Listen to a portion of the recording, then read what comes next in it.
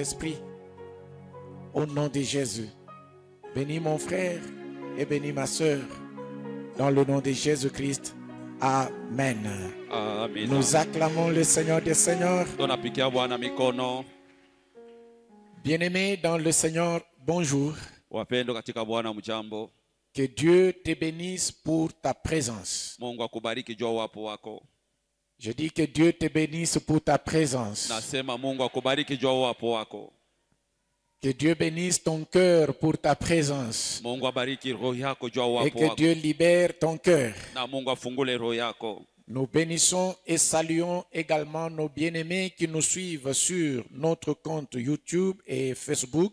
Tunabariki wapendwa wetu wale wanakuwa natufuata kupitia YouTube na Facebook yetu. Que Dieu vous bénisse et que ce message soit une bénédiction pour chacun. Na Mungu amebariki na ujumbe kwa baraka juu kila mmoja wenu. Le dimanche passé, siku ya Jumapili iliyopita, j'ai rappelé ce que j'avais dit le dimanche antérieur. Nilikumbusha nimesemaka siku ya Jumapili iliyopita en y ajoutant un point. Nikiongeza hapo nukta moja. Aujourd'hui, je vous rappelle encore ce que j'ai dit il y a déjà 2 dimanches en arrière. Na leo na mikumbusha tena nimeshakusema kuna kama siku ya Jumapili mbili inapita. Et je vais ajouter un point et nous allons prier et partir. Na nitaongeza hapo nukta moja kisha tutaomba na kwenda. J'avais déjà dit que le Saint-Esprit nilikuwa kusemaka kama Roho Mtakatifu est venu pour inaugurer la saison des accomplissements. Alikuwa kufungula kuanzisha nyakati ya matimiziko. La saison des accomplissements ile nyakati ya matimiziko de ce qui a été dit sur ta vie et par rapport à ta vie, ile iliyosemea pa maisha yako na kuambatana na maisha yako, pour l'église et par rapport à l'église, juu ya kanisa na kufuatana na kanisa depuis les temps anciens. tangia wakati za kale. C'est là que nous avons dit qu'il est venu accomplir ce que le prophète Joël avait prophétisé. Na ni pale tulisema kama alikuwa kutimiza ile nabii Yoel alitabiraka. Quel que soit le nombre d'années qui s'étaient écoulées, ingawa wingi ya miaka ilikuwa isha kupitaka 8 siècles et demi, miaka 815, mais le Saint-Esprit est venu accomplir cela. Lakini Roho Mtakatifu alikuwa kutimiza ile. Et j'ai ajouté le dimanche passé niliongeza siku ya Jumapili iliyopita que le Saint-Esprit est venu briser le cercle des privilégiés. Ya kama Roho Mtakatifu alikuwa kuvunja ile kundi ya bale batu ba faida. Des petits cercles de privilégiés. Ile kakundi kadogo ya batu bale ba le Saint-Esprit vient aussi t'introduire dedans. Roho Mtakatifu anakuwa vile kuingiza mo ndani. Autrefois, zamani, il n'y avait que les prophètes, kulikuwa tu ni banabii, les sacrificateurs, bakoani, ainsi que les rois, na bafalme, qui jouissaient de la visitation du Saint-Esprit, balikuwa nafaidikia ile kutembelewa na Roho Mtakatifu, qui jouissaient de la touche du Saint-Esprit, balikuwa nafaidia kugusiwa na Roho Mtakatifu. Mais au jour de la Pentecôte, usiku ya Pentecote, le Saint-Esprit a brisé ce cercle de privilégiés, Roho Mtakatifu alivunja ile kundi ya batu bale balikuwa wanaonekana bafaida, et il a inauguré la saison de tous. Na alianzisha nyakati ya batu bote. C'est pourquoi la Bible déclare que là où ils étaient tous assemblés, ils furent tous remplis du Saint-Esprit. C'est pourquoi nous disons que toi aussi cela te concerne. S'il y a un cercle dans lequel il était impossible d'accéder, par l'œuvre du Saint-Esprit, ce cercle doit se briser. Et tu dois entrer dedans. Est-ce que tu peux acclamer le Seigneur des Seigneurs?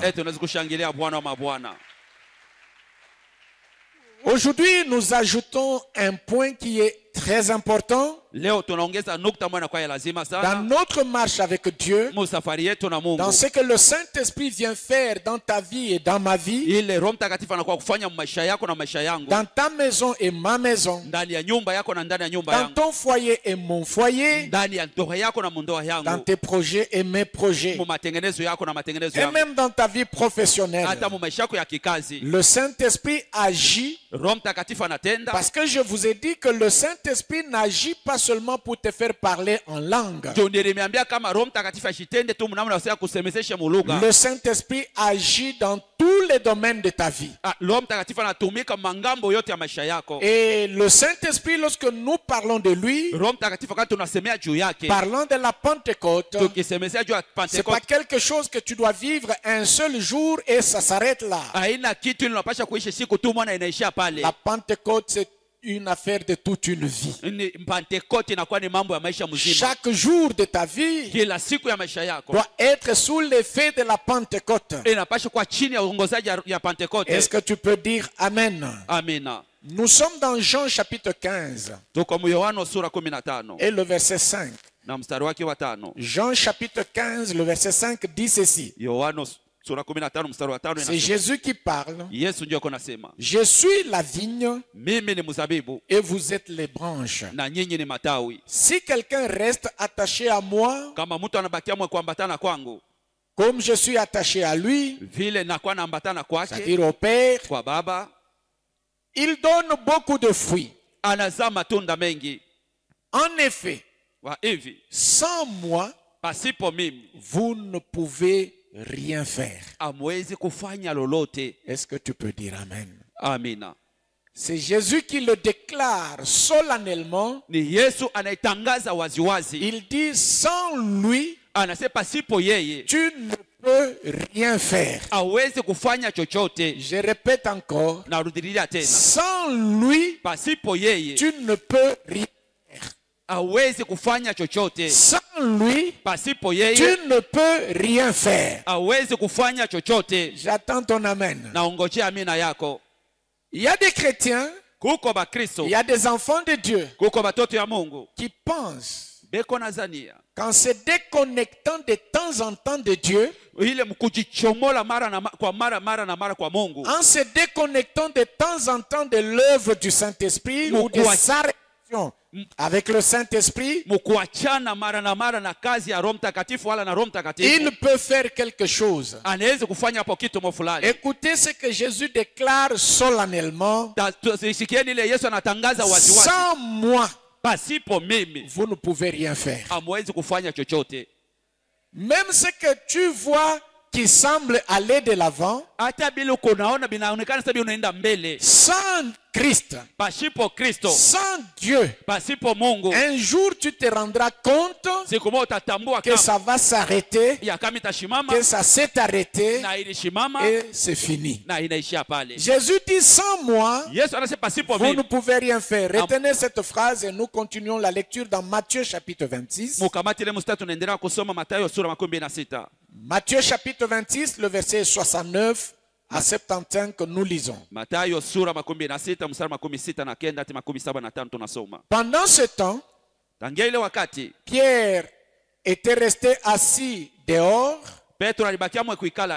dans la cour intérieure. Une servante s'approcha de lui et dit,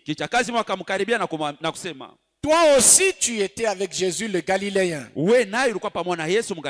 Mais Pierre le nia en disant, devant tout le monde, je ne vois pas ce que tu veux dire.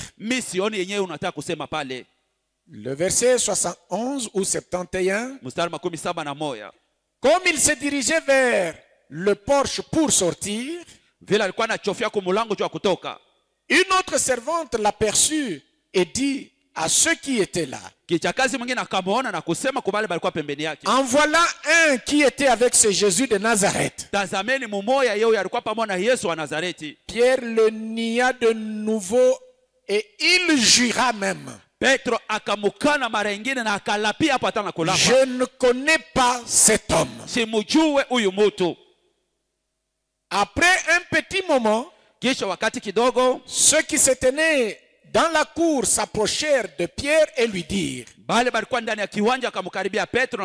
c'est sûr, toi aussi tu fais partie de ces gens. C'est évident, il suffit d'entendre juste ton accent, ta façon de parler.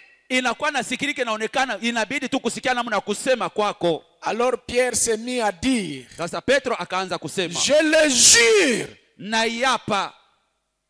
Que je sois maudit si ce n'est pas vrai. Que je sois maudit. Si ce que je dis là n'est pas vrai, je ne connais pas cet homme. Et aussitôt, un coq chanta. Alors Pierre se souvint de ce que Jésus lui avait dit. Avant que le coq chante, tu m'auras renié 3 fois. Il se glissa dehors et se mit à pleurer amèrement. Il se mit à pleurer amèrement. Je répète encore, il se mit à pleurer amèrement. C'est-à-dire que le regret avait rempli son cœur. Il a pleuré avec amertume d'avoir renié Jésus. J'aimerais te dire, mon frère, avant que je continue avec le message, observe ton attitude. Observe l'état de ton cœur. Lorsque tu fais quelque chose qui n'est pas dans la volonté de Dieu, lorsque tu fais quelque chose qui n'est pas bonne devant Dieu, comment est l'état de ton cœur? Mais j'aimerais attirer ton attention. Lorsque la manière dont tu vis ne plaît plus à Dieu et que tu ne regrettes rien, tu es en danger. J'attends ton amen. Lorsque ta façon de vivre plaît plus à Dieu, mais ton cœur est tranquille, tu es en danger. Lorsque tu pêches et ton cœur est tranquille, tu ne pleures pas amèrement, tu n'as pas la douleur dans ton cœur et dans ton âme, ton esprit est tranquille. Je dis, tu es en danger. Il y a un problème grave. Il y a une maladie grave qui a atteint ton esprit.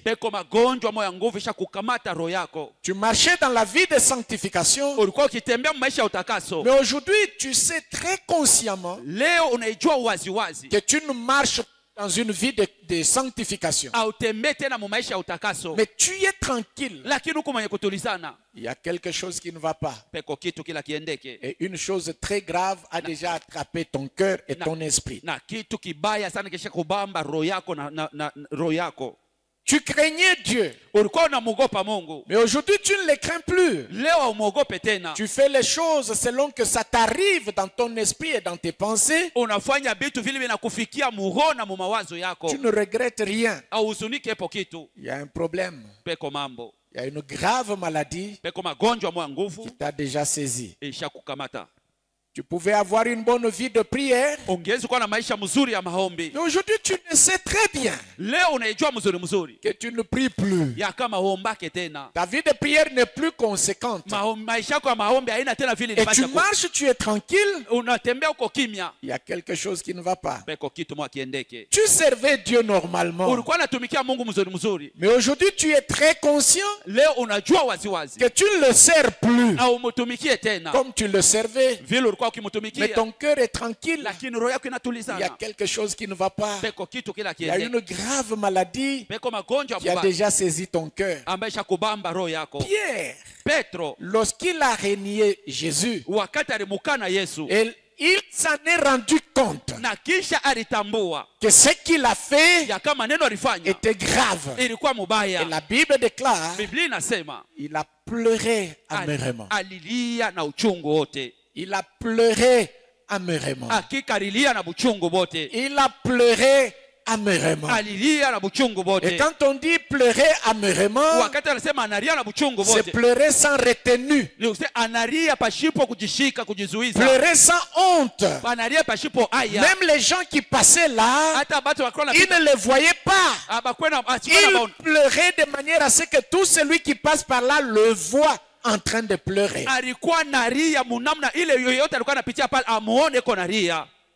Pourquoi?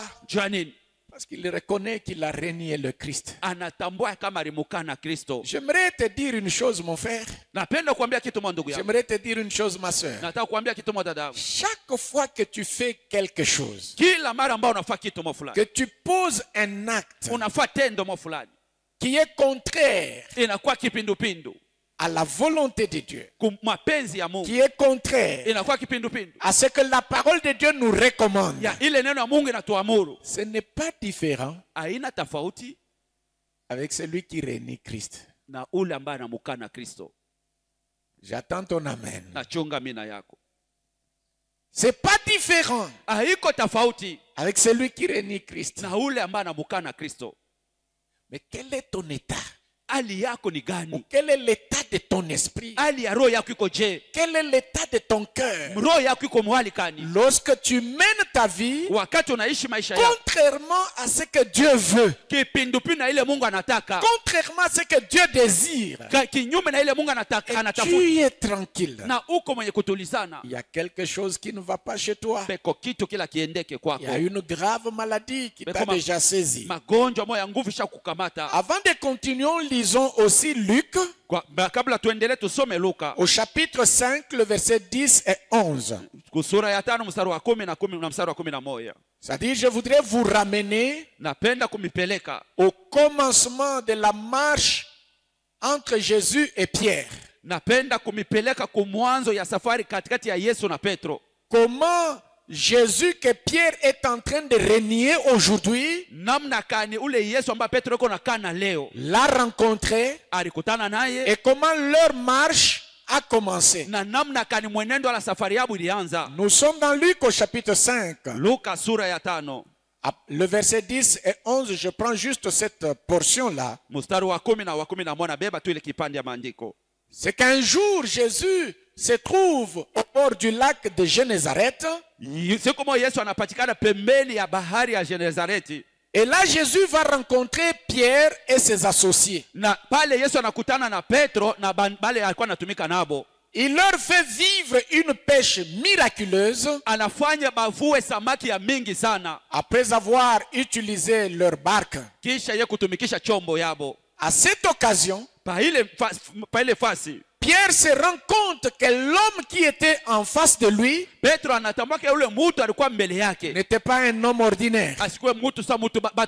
C'est là qu'il va lui dire: va loin de moi, car je suis un pécheur. Et à cette occasion, le Seigneur Jésus va dire à Simon Pierre: ne crains point. Désormais, tu seras pêcheur d'hommes. Ne crains point. Désormais, tu seras pêcheur d'hommes. Et ayant ramené leur barque à terre, ils laissèrent tout. Même les poissons, les barques, et se mirent à suivre Jésus. C'est comme ça que la marche a commencé entre Pierre et Jésus. Pierre et ses associés ont tout quitté. Ils ont commencé à marcher et suivre Jésus. Et depuis ce jour-là, il était difficile de voir Jésus sans voir Pierre. Depuis ce jour-là, il était difficile de voir Pierre sans avoir vu Jésus. Ils ont marché pendant 3 ans et demi.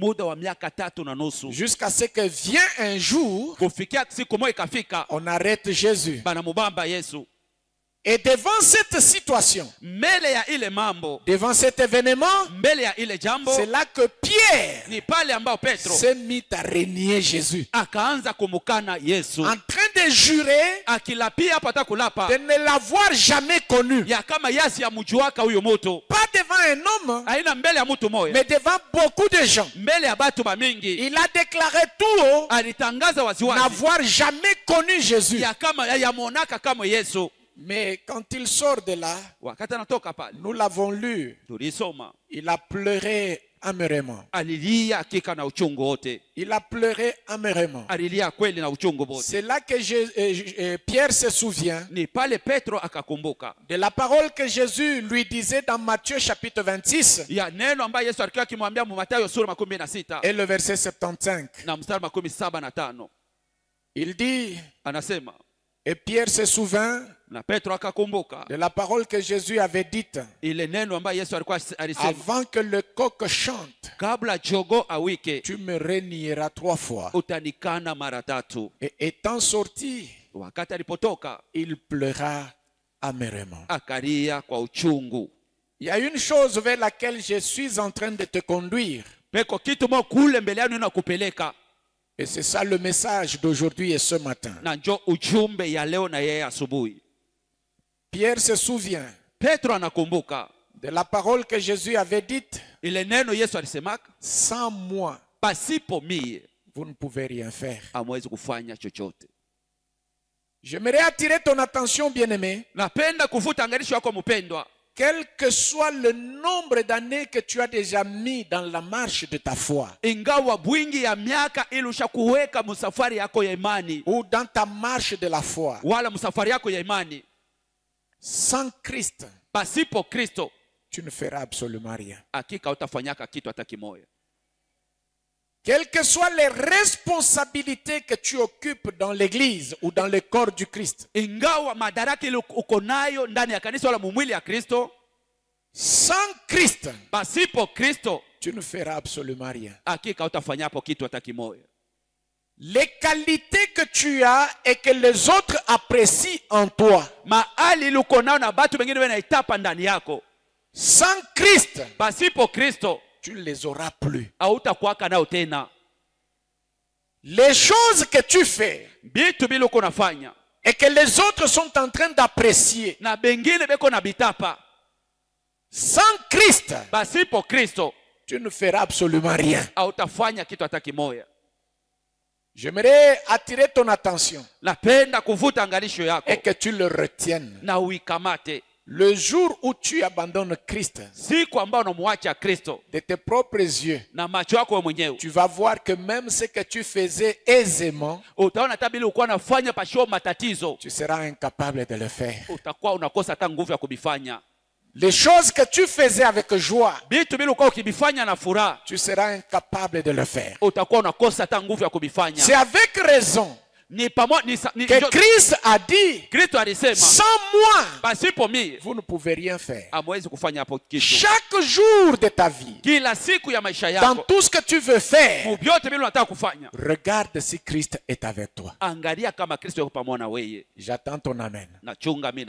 J'attends encore ton amen. Dans tout ce que tu seras amené à faire, tout ce que tu voudras prendre comme décision, tout ce que tu voudras réaliser, observe-toi. Si dans ce que tu veux faire là, Christ est avec toi. Parce que le jour où tu te permettras de faire les choses sans Christ, la manière dont tu échoueras sera très lamentable. Et pour mieux dire, la plupart des chèques que nous voyons dans beaucoup d'enfants de Dieu, dans la vie de beaucoup d'enfants de Dieu, se justifie par le fait que ce sont des choses qu'ils veulent faire sans Christ. Dis amen. Quelqu'un peut se taire et ne pas dire la raison de son échec. Ceux qui le regardent échouer peuvent penser à ceci ou à cela comme raison. Mais quand Dieu le regarde, il comprend tout simplement qu'il a voulu le faire sans moi. Je reprends. Beaucoup d'échecs dans la vie de beaucoup d'enfants de Dieu. Ceux qui vivent avec cet homme qui échoue, ceux qui vivent avec cette femme qui échoue, peuvent penser d'une manière ou d'une autre, peuvent donner une raison ou une autre à cet échec. Mais quand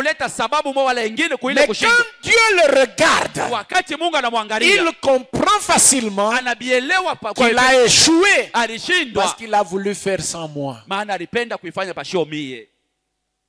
Dis Amen. Et cela est vrai. Beaucoup d'enfants de Dieu échouent tout simplement parce qu'ils veulent faire sans lui. Et pourtant Jésus a dit, sans moi, vous ne pouvez rien faire. Rassure-toi que même dans ce que tu vas faire après être sorti de cette assemblée, tu le feras avec Dieu. Tu le feras avec Christ. Sinon, sans lui, tu ne pourras rien faire. Acclame le Seigneur des Seigneurs. Que Dieu soit loué. Que Dieu soit béni. Ce jour-là, Pierre a compris que sans Christ, il peut même le régner. Si nous menons notre vie chrétienne et que nous sommes là ce dimanche, retenons-le. C'est Dieu qui nous a soutenus. Je dis, si nous sommes là ce matin et que nous suivons le message comme nous sommes assis, n'est pas tout simplement parce que tu l'as désiré. Ce n'est pas tout simplement parce que tu l'as voulu. Dieu t'a soutenu.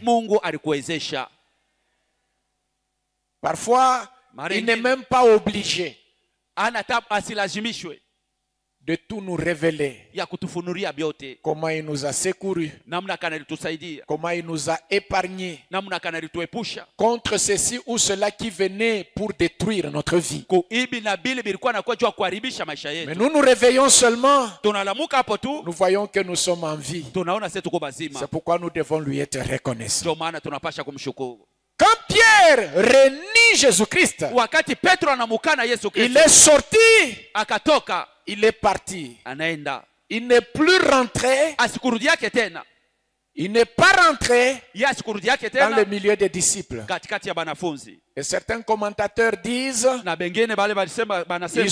il est rentré à sa vie de pêche comme il le faisait avant. Il n'est plus rentré au milieu des disciples. Tellement que son cœur était culpabilisé. Pierre, comment tu peux dire publiquement ne pas connaître Jésus-Christ, celui que tu as marché avec lui jour et nuit? Comment tu peux dire à haute voix, je ne le connais pas, tu jures même? Celui qui t'a envoyé évangéliser, tu as chassé les démons, tu as guéri les malades, et tu es rentré même lui dire, Seigneur, en ton nom, même les démons nous ont été soumis. Comment tu peux le régner? Ce n'était pas une chose facile pour Pierre. Il est parti. Il n'est pas rentré au milieu des disciples. Jusqu'à ce qu'on a enterré Jésus, il est resté souffrir avec sa culpabilité.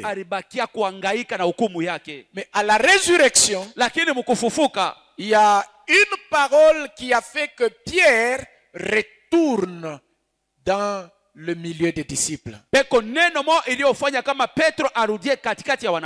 C'est ça le message que j'aimerais te communiquer ce matin. Le relèvement. Le relèvement. Le relèvement. Mon frère, ma soeur, quels que soient les échecs dans lesquels tu es passé, Quel que soit l'état dans lequel tu te trouves aujourd'hui, quelle que soit la nature du cœur que tu as ce matin, quelle que soit la profondeur de la déception dans laquelle tu es, Dieu peut te relever. Je dis, Dieu peut te relever. C'est une raison pour laquelle le Saint-Esprit est venu. Si le Saint-Esprit est venu inaugurer la saison des accomplissements,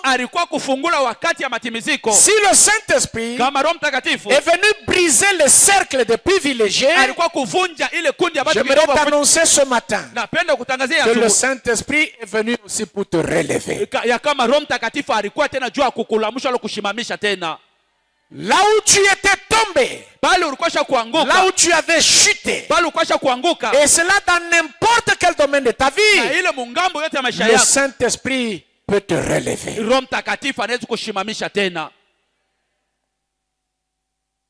Pendant que je parle, j'aimerais que le Saint-Esprit t'aide à découvrir le domaine dans lequel tu as véritablement besoin du relèvement. Mais au moins je t'apprends que l'une des choses que le Saint-Esprit est venu réaliser dans la vie des hommes et des femmes, dans la vie des couples, dans la vie des églises, dans la vie du monde, c'est de connecter les hommes à une vie de relèvement. Là où tu étais par terre, là où tu étais foulé aux pieds, là où tu ne savais plus que tu peux encore aussi redresser la tête, là où tu t'es posé des questions, comment ton nom peut être encore cité dans la bouche des uns et des autres, le Saint-Esprit peut te relever. J'aimerais m'adresser ce matin aux personnes qui sont découragées, aux personnes qui sont prêtes à abandonner. J'aimerais te dire, quel que soit le domaine dans lequel tu veux prendre cette décision, le Saint-Esprit peut te relever. Il est venu pour te relever. Et il est capable de te relever. Je répète encore, dans n'importe quel domaine de ta vie.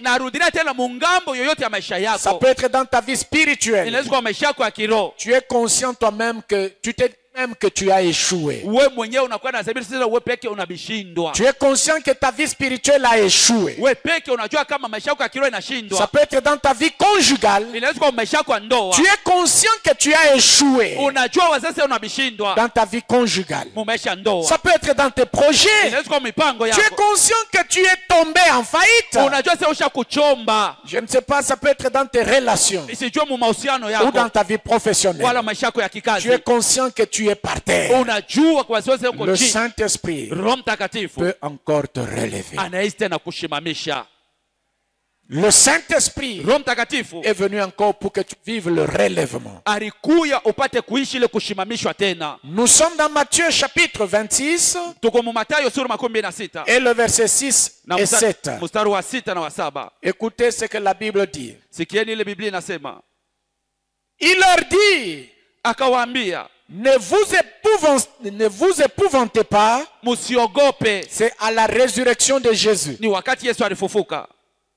C'est l'ange qui parle aux femmes.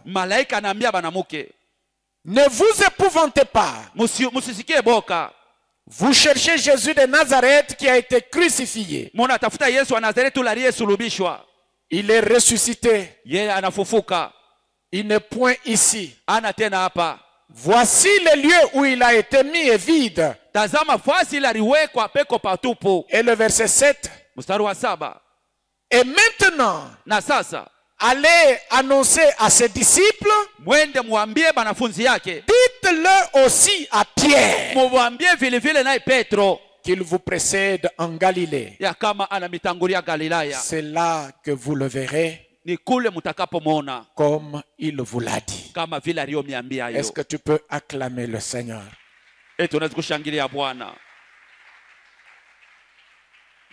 Dieu, il est le Dieu du relèvement. Mungu anakuwa ni Mungu wa kushimamisha tena. Notre Seigneur, il est le Seigneur qui relève. Bwana wetu anakuwa ni Bwana anayeshimamisha tena. Le Saint-Esprit vient pour relever. Na Roho Mtakatifu anakuja juu ya kushimamisha tena. Je venais de vous dire, mimi natokea kumiambia, qu'après que Pierre ait renié Jésus, kisha Petro kumkana Yesu, ce n'était plus ou ce n'était pas facile pour lui de rentrer dans les rangs des disciples. Tellement que son cœur était culpabilisé. Il fallait qu'une phrase soit prononcée,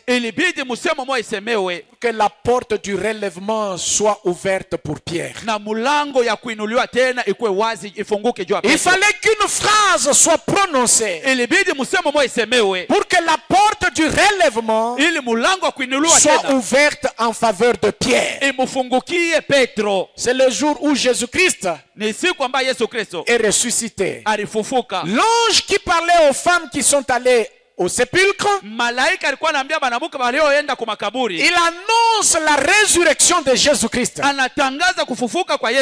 avant d'aller plus loin, rappelez-vous ce que je vous ai dit ici, parlant de la résurrection de Jésus-Christ. Si Jésus-Christ est ressuscité, entre autres messages que sa résurrection nous communique,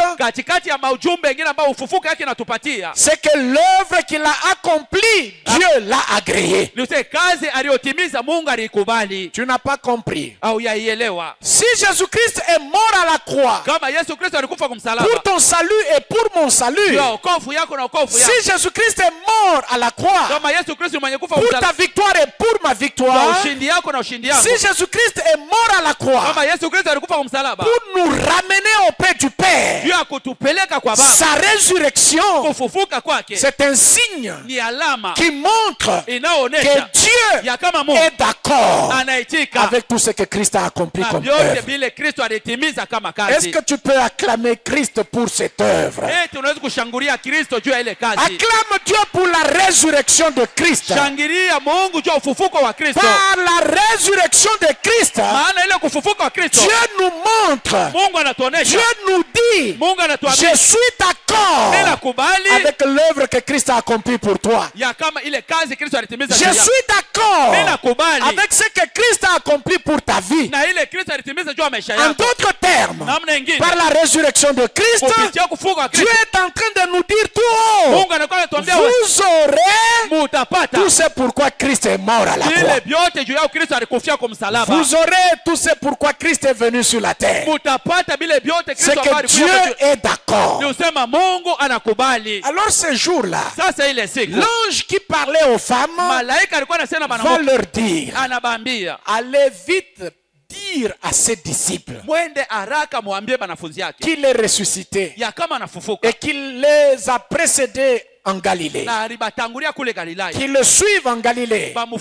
C'est là qu'ils le verront. L'ange n'a pas oublié qu'il y a un homme du nom de Pierre qui avait renié Christ et qui s'est tordé dans sa culpabilité. L'ange va ajouter, allez le dire aussi à Pierre.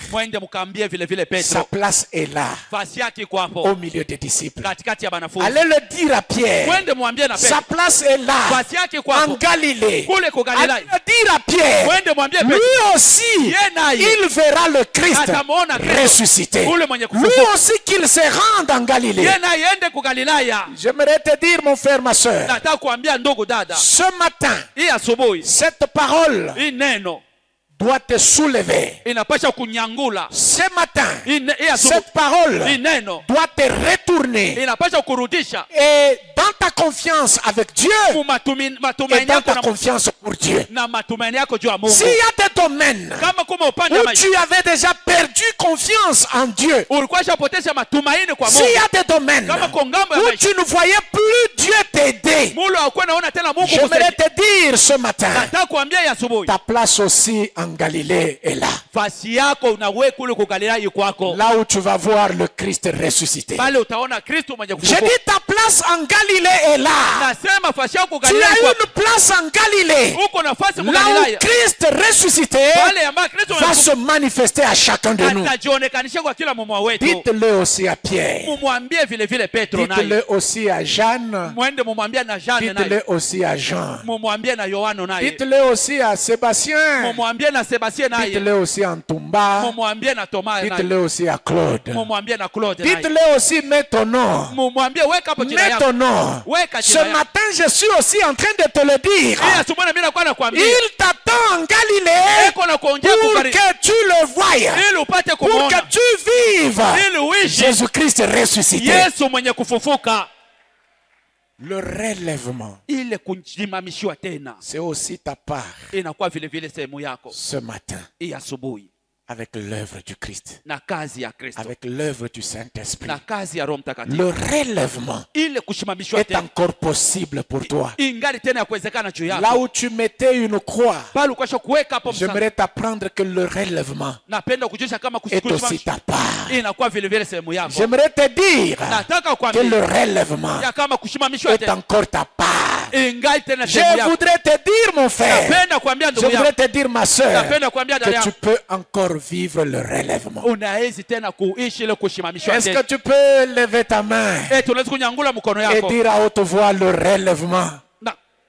Le relèvement est ma part. Le relèvement est ma part. Le relèvement est encore possible dans ma vie, dans mes projets, dans mon mariage, dans ma vie spirituelle, dans mon ministère. Le relèvement est encore possible.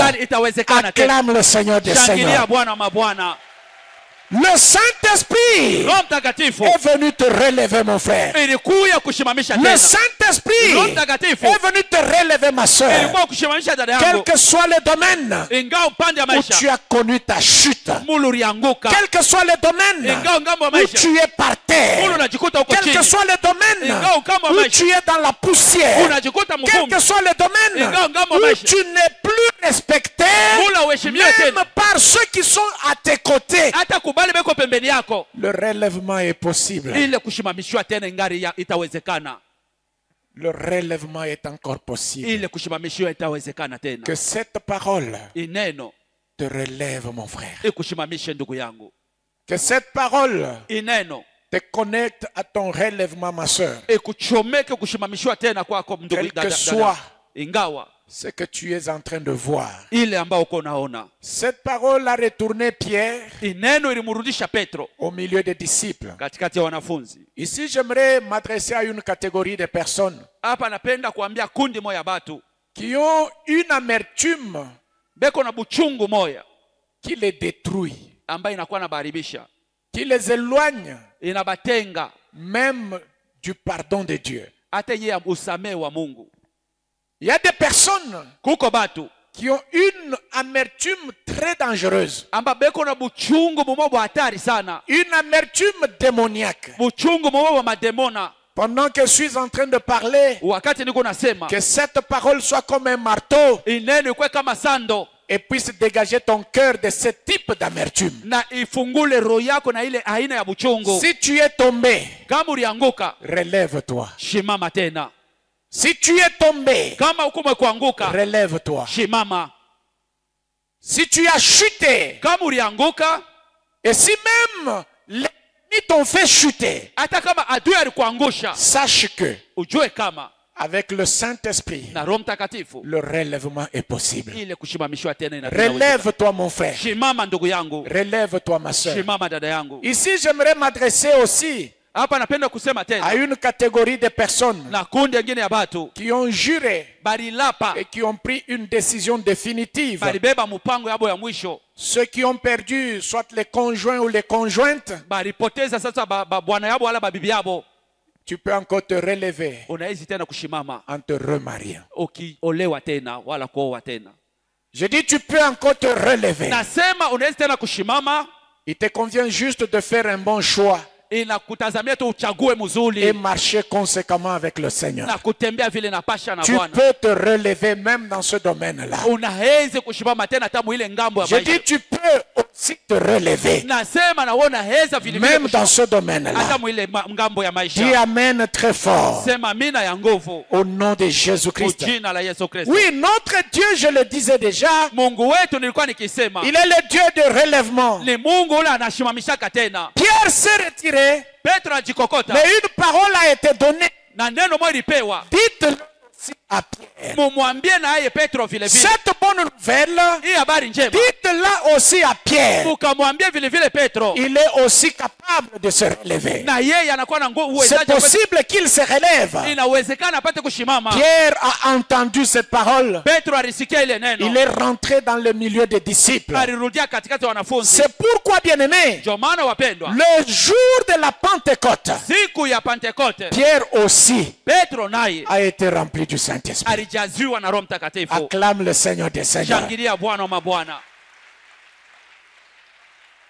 Au jour de la Pentecôte, Pierre a vécu le relèvement. Le Saint-Esprit, d'abord une langue semblable à une langue de feu, s'est posée sur chacun, aussi sur Pierre. Ils se mirent tous à parler en langue, Pierre mêmement. Ce message, bien-aimé, ça a été un message de réconfort pour Pierre.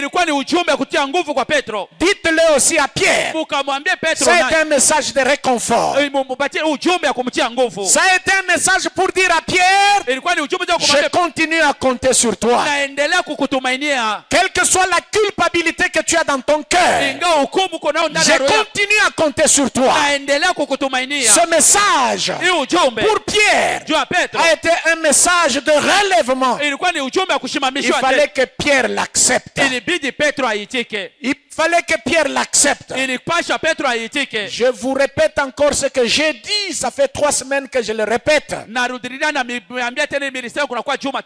paroles qui sont dites du haut de cette chair sont des paroles de vie, sont des paroles de guérison, sont des paroles de bénédiction, sont des paroles de victoire. Tout dépend de la manière que tu les reçois là où tu es assis.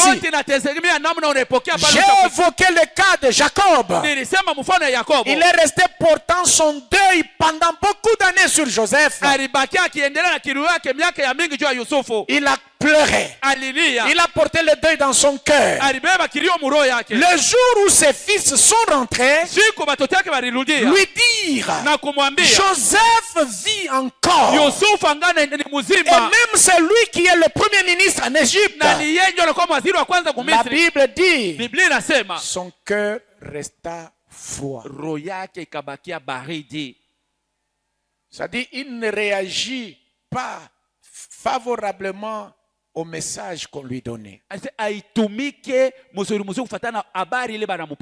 Et j'aimerais te l'apprendre. Une parole que tu ne reçois pas favorablement, elle ne sera pas efficace pour ta vie. Une parole que tu ne reçois pas favorablement, cette parole ne te guérira pas. Cette parole ne te délivrera pas. Cette parole ne te relèvera pas. C'est pourquoi j'aimerais encore te dire, même toi qui avais déjà fermé la porte, même toi qui avais déjà mis un point final, que ce message relève, que ce message vienne ouvrir dans ta vie la saison de relèvement ou la saison du relèvement. Que Dieu soit loué et que Dieu soit béni. Que ce matin soit un matin de relèvement pour toi. Que ce matin soit un matin de relèvement pour moi. Prends la décision de revenir dans les rangs des disciples. La décision de revenir dans les actions que tu faisais avant. Prends la décision de revenir dans ton ministère. Prends la décision de revenir dans les actes que tu posais. Car le relèvement est aussi ta part. J'ai dit le relèvement est aussi ta part. Nous allons le voir comment Pierre l'a vécu. Nous sommes dans Actes chapitre 2. Actes chapitre 2. Le verset 3 et 4, nous lisons. Des langues semblables à des langues de feu leur apparurent, séparées les unes des autres, et se posèrent sur chacun. Et ils furent tous remplis du Saint-Esprit, y compris Pierre, et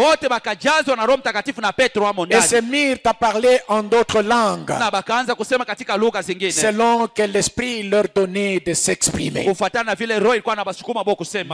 Pierre fut rempli du Saint-Esprit. Et par le fait d'être rempli du Saint-Esprit, il y a eu des conséquences positives, bien sûr.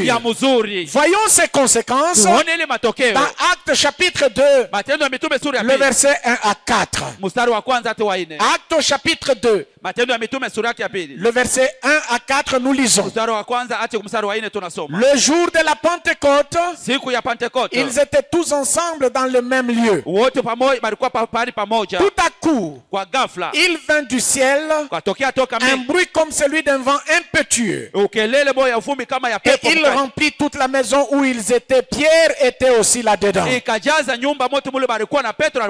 langues semblables à des langues de feu leur apparurent sur chacun d'eux, et ils furent tous remplis du Saint-Esprit et se mirent à parler en d'autres langues, selon que l'Esprit leur donnait de s'exprimer. Est-ce que tu peux dire Amen? Amen. Pierre a vécu cela. Pierre a réalisé le relèvement. Le Saint-Esprit l'a connecté au relèvement. Et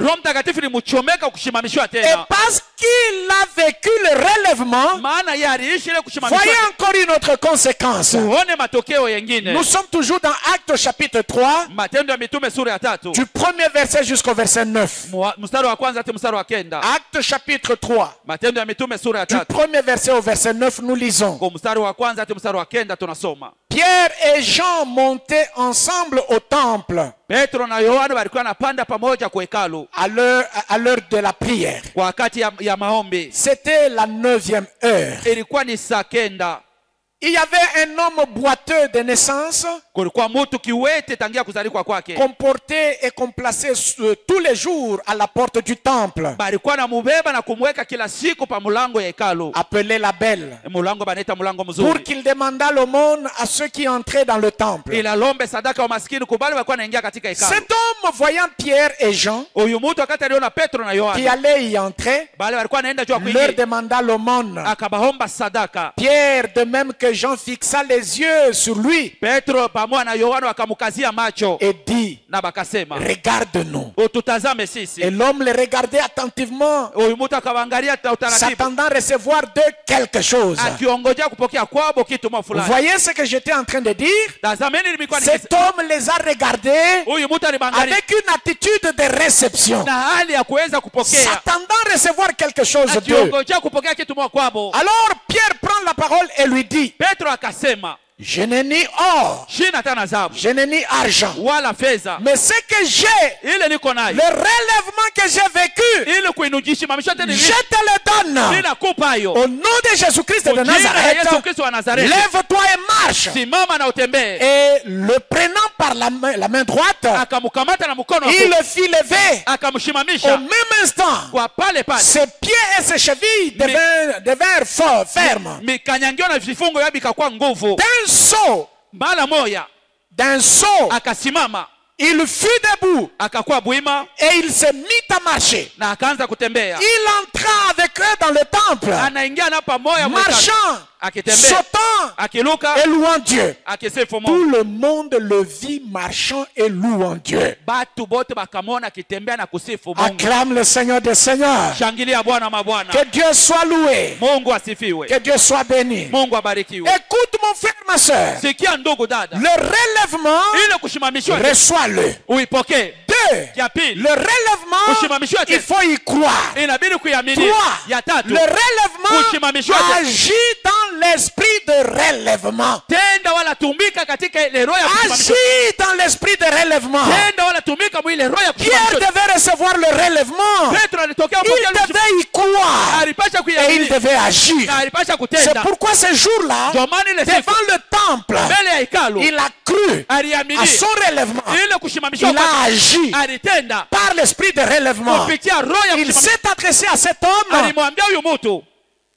Je n'ai ni or, sina tana dhahabu ni argent. wala fedha, Ce que j'ai, ile niko nayo je te le donne. mimi nakupa hiyo, Reçois-le uipokee au nom de Jésus-Christ de Nazareth. mjina la Yesu Kristo wa Nazareti. Lève-toi et marche. Simama na utembee. Pierre n'a pas regardé Petro que sikuangalia j'avais renié Jésus. mimi mkanaka Yesu. Qu'est-ce que je peux dire encore? Mimi tasema hapo tena nini? J'avais renié Jésus. Mimi mkana Est-ce Yesu. que mes paroles seront encore puissantes? Eti nisema yangu itakuwa tena Mais wewe. Pierre a dit, Petro au alisema, nom de Jésus-Christ, mjina la Yesu Kristo. lève-toi et marche. Simama na Il ne utembee. s'est pas arrêté là Asikusimamia pour montrer qu'il croyait à ce qu'il disait. Jua kuonesha Il kama a alikuwa tendu même la main. ananyorosha hata Il mkono. a tenu. Anamkamata. Il a fait mettre debout. Naye Et akamsimamisha. la Bible déclare, Na Biblia inasema d'un bond, kwa bala moja l'homme s'est mis debout. ule mtu akasimama. L'homme a commencé à marcher. Anaanza kutembea. L'homme a commencé à louer Dieu. Huyu mtu akaanza L'homme kusifu. a commencé à sauter. Huyu mtu akaanza kuruka. J'aimerais te dire Napenda que kuambia l'église kanisa veut voir inataka kuona les effets de ton relèvement. matokeo ya kushimamishwa Je kwako. voudrais te dire, Nataka ta kuambia famille, jamaa yako, le pays, nchi, tout le monde watu wote veut voir wanataka les effets de ton relèvement. matokeo ya kushimamishwa kwako. Relève-toi Simama par le Saint-Esprit kupitia Roho et Mtakatifu montre-toi na ujionyeshe utile à l'œuvre. wa faida kukazi. Relève-toi Simama par le Saint-Esprit kupitia Roho et Mtakatifu montre-toi utile à l'église. ujionyeshe wa faida kwa Montre-toi kanisa. utile au pays. Ujionyeshe wa faida Montre-toi kwa nchi. utile à ta famille. Ujionyeshe wa faida kwa jamaa yako. Le relèvement Ile kushimamishwa vient t'introduire inakuwa kukuingiza dans une saison d'action. mu wakati ya tendo. J'ai dit le relèvement Nasema ile vient kushimamishwa t'introduire inakuwa dans kukuingiza une saison d'action. mu nyakati ya tendo. J'ai dit encore le relèvement Nasema ile vient kushimamishwa t'introduire inakuwa dans kuingiza une saison d'action. mu ile nyakati Agis, ya tenda. agis, Tenda. agis, Tenda. agis, Tenda. et agis Tenda encore. tena. Même là où tu as échoué, Hata pale penye ulibishia agis encore. Tenda tena. Tu réussiras. Même utabiweza. là où les portes étaient fermées, Hata pale agis encore. Fungu tena Tu y tena. entreras. Utaingia. Même là où tu étais chassé, Hata pale agis kuandama. encore. Tenda On tena. t'accueillera. Batakupokea. Agis mon frère. Tenda ndugu yangu. Le relèvement Ile kushimamishwa tena vient t'introduire inakuwa kukuingiza dans une saison d'action. mu wakati ya kutenda. Écoutez bien aimés, Sikia wapendwa, il y a certains miracles que nous ne vivons pas. kuko miujiza ingine ambayo C'est tuishi parce que tu n'agis pas. ni jua utende, C'est parce que tu n'agis pas. ni jua utende. Il y a beaucoup de choses qui se passent dans ton cœur. Peko bitu ya mimi napitikana mu Il y a roho yako. beaucoup de choses qui se passent dans ton esprit. Kuko bitu ya mimi napitikana mu roho yako Et ça te déconnecte. na inakuchomola, Ça te rend faible. inakufanya kuwa mdhaifu. Décide-toi. Chukua mpango. Parce que lorsque Pierre a renié Jésus, Wakati Petro alimkana Yesu, tout le monde le savait. batu wote walijua. Si c'est écrit dans la Bible, Kama inaandikiwa mu c'est que Biblia, tout le monde l'a su. ni useme batu wote Il y a walijua. un disciple. Kuko mwanafunzi Le mmoja, jour où on a arrêté Jésus, siku ile walimkamata il Yesu, a juré. alilapa, Il a renié publiquement. alimukana Tout mbele le ya monde le savait. watu wote walikuwa Et wanajua, Pierre aussi le savait. na Petro yeye mwenyewe alikuwa anajua. Mais quand arrive le temps de relèvement, Wakati saa ya kuinuliwa tourne ilifika, le dos à tout ce que tu connais là et agis. tupia mkongo vyote vile unajua na Je tenda t'appelle à l'action ce na matin. kuita mtendo ya J'ai asubuhi. dit je t'appelle à l'action ce matin. Nasema na kuita kutenda. Lève-toi et agis. Simama na utende. Tu vivras le relèvement. Utaishi ili Tu kuinuliwa. nous feras aussi vivre vivre le relèvement. Tu nous feras vivre aussi les effets du relèvement. Je dis encore ce matin, c'est un matin de relèvement. Relève-toi mon frère. Relève-toi ma soeur. Marche dans un esprit de relèvement. Agis dans un esprit de relèvement. Déclare le relèvement. Vois le relèvement. Tu le témoigneras. Et les autres en témoigneront. Dieu est vrai. Il ne ment point. Cet homme est entré debout, sautant.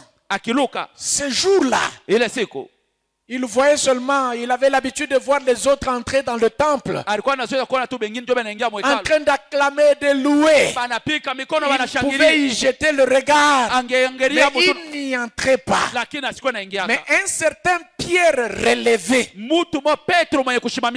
a ouvert à cet homme la porte du temple. Un certain Pierre relevé a fait entrer cet homme dans le temple. Mets ton nom à la place de Pierre. Dans ton relèvement, il y a plusieurs qui entreront dans le temple. Dans ton relèvement, il y a plusieurs qui entreront dans leur mariage. Dans ton relèvement, il y a plusieurs qui entreront dans leur joie. Dans ton relèvement, il y a plusieurs qui entreront dans leur richesse. Dans ton relèvement, il y a plusieurs qui entreront dans leur paix. Vis ton relèvement, car il y a plusieurs qui entreront par ton relèvement. Le paralytique, ce jour-là, il est entré dans le temple. Les yeux des sacrificateurs l'ont vu. Les yeux des Lévites l'ont vu. Les yeux des membres de sa famille l'ont vu. Et qui a fait ça? Pierre relevé. Quelqu'un pouvait rester à raconter. Vous savez que Pierre là, il avait renié gravement son maître là. Mais quelqu'un d'autre lui dira, est-ce que tu as appris ce qui s'est passé au temple? Un paralytique a marché grâce à Pierre. Quelqu'un dira, Pierre, il avait pleuré amèrement comme un petit enfant. Quelqu'un d'autre lui dira, tu es dans les histoires. Tu n'as pas appris ce qui s'est passé au temple. C'est Pierre qui a ouvert la porte de cet homme et il est entré. Dis à celui qui est à ta gauche, à ta droite, ne me considère pas dans mon histoire. Dis-lui avec conviction, ne porte pas des lunettes de l'histoire. Je suis dans le relèvement. Je suis déjà relevé. Je suis déjà relevé. Je suis relevé. Qu'il ne te regarde pas dans les yeux du passé. Qu'il ne te regarde pas dans les yeux de ce que tu as vécu dans le passé. Mais qu'il te voie aujourd'hui dans ta vie relevée. Car même lui, il va bénéficier des fruits de ton relèvement. La Bible déclare, la terre entière, la création entière attend avec un ardent désir la manifestation des fils de Dieu. La création entière attend avec un ardent désir ta manifestation. Manifeste-toi, car la création entière attend te voir dans ta vie relevée. Acclame le Seigneur, mon frère. Il est merveilleux. Il est merveilleux. Nous prenons en passant un exemple et nous allons terminer par là. Il s'agit de Paul. lui aussi, il a connu le relèvement. Nous sommes dans Actes au chapitre 17, à partir du premier verset. Paul et Silas, Actes au chapitre 17, à partir du premier verset, nous lisons. Paul et Silas passèrent par Amphipolis et Apollonie. Et ils arrivèrent à Thessalonique, où les Juifs avaient une synagogue. Paul y entra selon sa coutume pendant 3 sabbats. Il discuta avec eux après les Écritures. D'après les Écritures,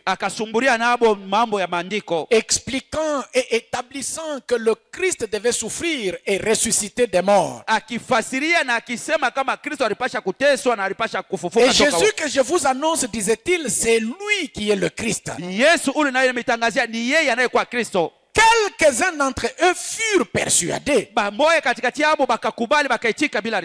et se joignirent à Paul et à Silas, ainsi qu'une grande multitude de Grecs craignant Dieu, et beaucoup de femmes de qualité, de qualité, de valeur. Mais les Juifs jaloux, ils prirent avec eux quelques méchants hommes de la populace. Ils provoquèrent des attroupements et répandirent l'agitation dans la ville. Ils se portèrent à la maison de Jason et ils cherchaient Paul et Silas pour les amener vers le peuple afin de les lapider. Ne les ayant pas trouvés, ils traînèrent Jason et quelques frères devant les magistrats de la ville en criant ceci.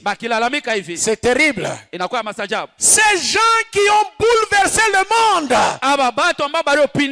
sont aussi venus jusqu'ici. Et Jason les a reçus.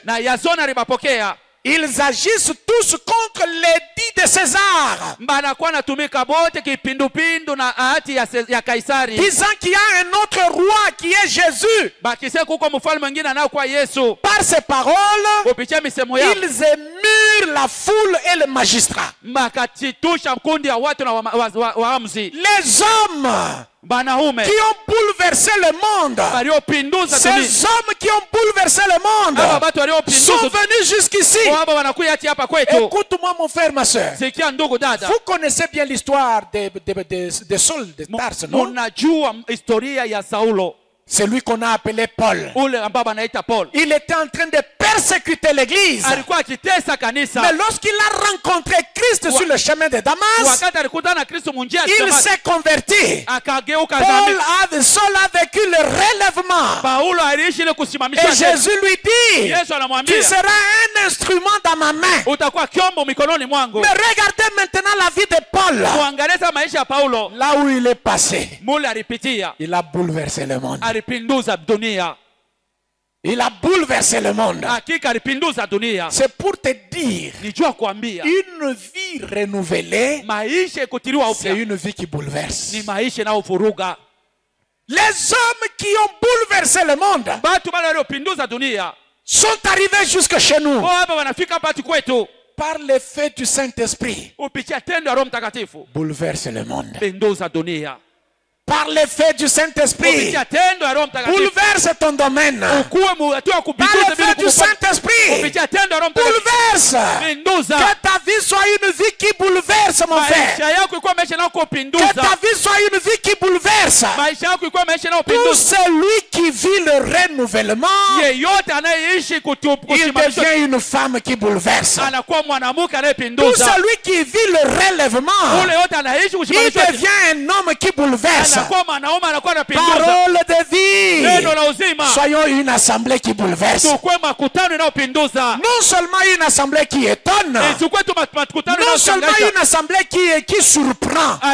Par l'effet du Saint-Esprit, soyons des hommes et des femmes qui bouleversent. Par l'effet du relèvement, soyons des hommes et soyons des femmes qui bouleversent.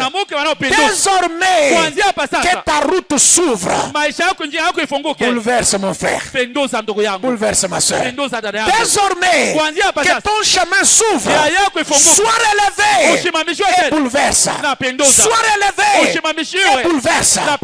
Et que le nom de Jésus soit glorifié partout où tu seras et dans tout ce que tu feras. Que mon Dieu te bénisse.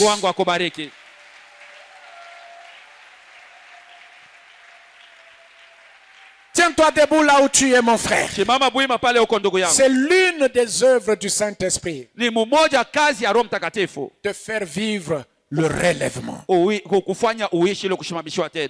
De faire vivre le relèvement. C'est dans quel domaine de ta vie où tu es assis par terre, dans la poussière? C'est dans quel domaine de ta vie où même ton nom est déjà oublié? C'est dans quel domaine de ta vie où même ton nom n'est plus cité? C'est dans quel cercle de vie où les autres ne te voient plus? Comme Pierre, éloigné du cercle des disciples, couché sur sa culpabilité. Ce matin, tu vas dire à Dieu, je crois à l'œuvre du Saint-Esprit. Je crois à l'œuvre du relèvement par le Saint-Esprit. Relève-moi, Seigneur. Relève-moi. Fais-moi vivre le relèvement dans tel domaine. Toi seul tu connais. Tu connais le domaine dans lequel tu attends le relèvement. Le Saint-Esprit est là. Il va te relever. Élève ta voix et parle à Dieu. Toi seul tu connais. Toi seul tu connais. Bien-aimé, fais ta prière avec joie. Fais ta prière avec conviction. Fais ta prière comme celui qui a reçu favorablement ce message. Fais ta prière comme celui qui a reçu favorablement ce message. Tu vivras le relèvement.